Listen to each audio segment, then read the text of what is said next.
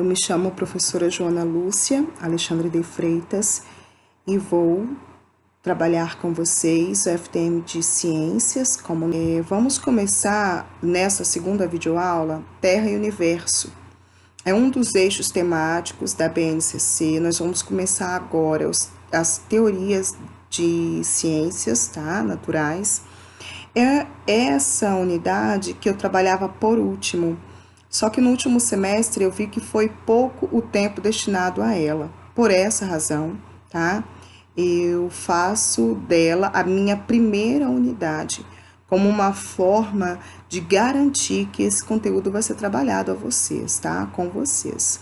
Então, vamos lá. Nessa unidade, nós vamos estudar as escalas do tempo. Essas habilidades são da BNCC, eu simplesmente copiei e colei de lá, tá? E dentro do tempo, nós vamos estudar a origem do universo, tá? Às vezes você deve parar para pensar, poxa, mas não tem nada a ver uma coisa com a outra. Tem sim. Pela física moderna, física de Einstein, o universo, ele está como se fosse numa grande malha, onde os astros luminosos e iluminados estão sobre essa malha, tá? E o tempo faz parte desta malha. E por essa razão, nós vamos estudar a teoria do Big Bang, que é uma das mais prováveis acerca da origem da vida da Terra, e vou deixar bem claro. Eu vou trabalhar a ciência pela ciência. Eu quero que você deixe guardado a sua convicção religiosa, independente de você ser catolicista, candomblessista, umbandista, protestante, não interessa agora, neste momento, a sua crença quanto à criação do universo, tá? E nem a sua, nem a minha. Eu vou passar para vocês o que a ciência acredita, o que eles têm feito estudos e tentam comprovar. Você acreditar ou não, fica a seu critério. Eu não quero desvirtuar você da sua crença. Todavia, você é obrigado a conhecer, assim como eu, porque nós, professores, precisamos conhecer sobre o mundo das ciências e das tecnologias para poder lecionar aos alunos. Tá? Então, assim, quando um professor de história conta a história, embora ele não concorde com ela, ele conta como foi. Assim estou eu, porém não estou contando a história, eu estou contando o presente, o tempo atual, nas teorias científicas que se acredita em relação à origem da Terra, ok? Isso é muito bom eu deixar claro aqui para vocês, tá certo? Então, vamos lá. Acredite ou não, a teoria do Big Bang em si, ela é extremamente eficiente para explicar a origem do universo. Vamos retomar aí, né? A origem do Big Bang é o seguinte: acredita-se que todos os astros, todos os corpos celestes, né, que existem no universo, todos os planetas, todas as estrelas, todos os astros, tudo que existe lá fora, inclusive a Terra, estavam reunidos em um ponto muito pequeno, aproximadamente da cabeça de um alfinete, que devido a uma alta temperatura e pressão, sofreu uma grande explosão. Daí o nome Big Bang, grande explosão. Essa grande explosão originou poeira, gás, né, e partículas. Essas partículas se expandiram no espaço e no decorrer de bilhões de anos, elas foram se resfriando e se aglutinando, formando os astros, né, luminosos e iluminados. Os iluminados não têm luz própria. Os iluminados não têm luz própria, os luminosos têm luz própria. Há uma teoria que acredita que os luminosos ainda estão com o calor, fogo, a luz dessa explosão, como as estrelas. Que haverá um tempo em que essa explosão acabará e a estrela morrerá. Como já sabe que algumas estrelas estão mortas, que nós olhamos para o céu, olhamos o seu brilho, mas na verdade ela já morreu há vários anos-luz e ela está tão distante de nós que a luz dela ainda está chegando até nós. Sim, é uma viagem louca estudar o universo, mas também é fascinante. Convido vocês a conhecer o site da NASA, que lá tem materiais de estudo para professores, materiais de apoio para alunos e são livros que você pode fazer download e são bem elucidativos, tá? Voltando então nessa teoria, de acordo com essa teoria, acredita-se que os corpos que estão mais longe, né, as partículas que estão mais longe, são mais frias, resfriaram mais. As que estão mais perto do possível local onde aconteceu a explosão estão incandescentes ainda, que são as estrelas. O Sol é uma estrela, um corpo luminoso, ao qual emite luz e calor, como resquício de imagina que é uma grande brasa. Então, as estrelas, elas são como se fossem vestígios dessa explosão, como se fossem brasa que ainda está incandescente, pegando fogo com altas explosões, alta temperatura, luz e calor. O Sol é uma estrela 500 vezes maior que o tamanho da Terra, mas não é uma das maiores, ao contrário, é uma das menores estrelas. E isso explica por que o sistema solar é formado por planetas, cujos planetas são sólidos, que são Mercúrio, Vênus, Terra, Marte. Tem um macetezinho que eu vou falar para vocês lembrarem da ordem. Minha vó tem muitas joias, só usa no pescoço. Retomando, minha, Mercúrio, vó, Vênus, tem, Terra, Marte, muitas joias, Júpiter, só Saturno usa Urano, Netuno, pescoço, Plutão. Essa frasezinha ajuda a gente a lembrar da ordem dos planetas, né? Então, olha só. Mercúrio, Vênus, Terra, Marte, planetas rochosos, que são feitos de rocha, são sólidos. Já os outros são planetas gasosos. Como assim, professora, gasoso? É isso mesmo. Se você pisar na superfície, você vai varar lá do outro lado. Porque eles são feitos de poeira e gases. Eles não são sólidos, eles são gasosos, tá? E isso explica por que, próximo à possível explosão, há rochas incandescentes. Algumas se aglutinaram, formaram planetas ou outros astros iluminados, como satélites. Aqueles que estão mais distantes, eles não se condensaram tanto quanto os sólidos. Formaram uma massa de gás, que são os planetas gasosos. Antigamente, quando aquelas televisões eram de tubo e a TV saía do ar, ficava aqueles chuviscos, né? Aqueles chuviscos e aquele barulho.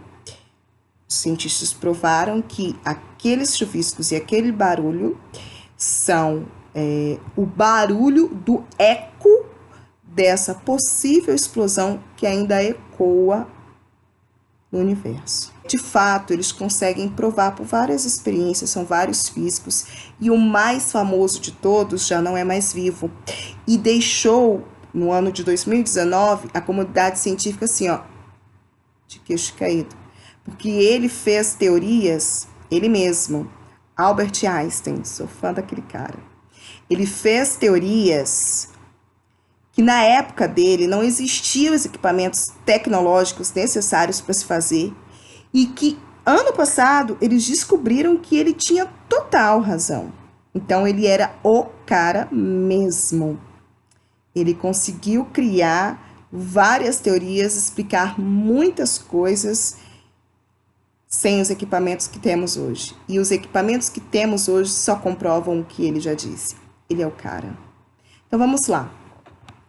Então o universo ele evoluiu desde aquele momento singular até hoje, e a extrapolação dela permite imaginar como o cosmos será daqui muitos trilhões de anos. É por isso que muitos cientistas acreditam que certas estrelas deixarão de existir ou deixarão de brilhar. É como se a explosão que acontece nela deixasse de acontecer, como se ela esfriasse de uma vez e se tornasse um astro iluminado, ou seja, sem luz própria. Acredita-se que o Sol, uma hora, vai parar de ter essas explosões e vai esfriar, né? Vai deixar de emitir essa luz e calor. Mas até isso acontecer, isso decorrerá trilhões e trilhões de anos-luz. Nem eu, nem você e nem a nossa geração, nos próximos milhares de anos, estarão aqui, tá? Então, vamos continuar aí com os nossos estudos. Então, o sistema solar está aqui, olha aqui que titia falou. Minha avó tem muitas joias, só usa no pescoço. Cadê o P, professora? Era Plutão, porque na época que titia estudou, Plutão era considerado um planeta. Hoje nós já sabemos que Plutão não é mais planeta. Sim, o pobre foi rebaixado. Que tristeza. Por quê? Porque ele era menor que seu satélite. Professora, o que é um satélite? Satélite é um astro. Tudo que está lá é celeste, ok? Um astro celeste que gira em torno do eixo de outro astro. Perceberam que Plutão e seus satélites giravam ao redor de Netuno. Faziam um giro ao redor de Netuno. E aí, para ser satélite, ele tem que girar em torno de um astro maior que ele, tá? E como que ele seria planeta se ele tem um satélite maior que ele? Então, já foi rebaixado por conta disso. E ele, Plutão e os outros satélites giravam ao redor de Netuno. Então, percebeu-se que, na verdade, ele não poderia ser considerado um planeta, e sim um satélite, tá? Por exemplo, o Saturno aqui, né? Os anéis de Saturno é famoso. Você olha, dá a impressão de ótica que existe uns anéis de fato. Não existe. Tudo isso é uma região de poeira e pedras, rochas, asteroides, que ficam girando ao redor do eixo dele, criando essa ilusão de ótica ao redor de Saturno. Sim, eu também acreditei que fosse anéis. Inclusive, titia, quando era pequena, estudou isso na 5ª série, pensava que eram anéis de metal mesmo, mas não são, tá? Então, ó, Saturno, Urano, Netuno são planetas gasosos, tá? Se porventura você pisasse aqui, ia varar do outro lado, mais ou menos isso, tá? E Netuno, então, é o nosso último planeta do nosso sistema solar. Observe que Mercúrio é bem pequenininho e está muito próximo do Sol. A probabilidade de haver vida lá é 0. Vênus, nós estamos na época do ano que é possível ver Vênus a olho nu. Isso mesmo, a olho nu. Basta que você pegue o seu celular para não esquecer de marcar a hora de olhar para o céu. Isso mesmo, quando o sol está se impondo, por volta das 18 horas, 17h50, que tá aquela cor linda, laranja, rosa, azul por cima, que o sol está descendo, olha para a lua. Nós estamos na lua crescente. Ao lado da lua, você vai visualizar um ponto brilhante. Este ponto é Vênus. É sim, titia tem certeza, porque existe aplicativo hoje em dia que mostra o nome dos astros. Mas você não vai errar, sabe por quê? Porque nesse momento, no período que nós estamos, que é outono, isso mesmo, passou o verão, estamos no outono. No outono, só tem Vênus, a lua, nesse período. As estrelas, os outros astros, ainda não estão aparecendo, porque a luminosidade do Sol atrapalha. Só dá para ver a luz do Sol que bate neste planeta e reflete para nós terráqueos, que estamos de frente para ele. As nossas costas, muito importante. Neste horário, a Lua está aparecendo do lado oeste, do lado oeste, tá? Se você, porventura, neste horário quiser procurar Marte, você não vai encontrar. Mas se você quiser apontar com o aplicativo, você tem que apontar para o lado oposto, que é o lado leste, em sentido Pontal do Ipiranga. E o lado oeste é sentido Rio Bananal, ok? Depois a gente trabalha isso direito. Mas vocês vão perceber porque ele é o único que está brilhando nesse momento. Pode olhar amanhã, o quanto antes, você vai ver. Depois, voltando para cá, então, nós temos este sistema solar. Quando eu era pequena, eu imaginava que esse sistema solar só existia ele, né? E várias outras estrelinhas ao redor, mas não é bem assim, tá? O sistema solar, ele tá numa galáxia chamada Via Láctea. E a revista Super Interessante, ela traz uma imagem super legal para mostrar o que é a Via Láctea mediante o universo, assim. É um nada. Interessante, de junho de 2019, traz uma reportagem fantástica. Se vocês puderem ter acesso a essa revista, deem uma olhada. Vale a pena conferir.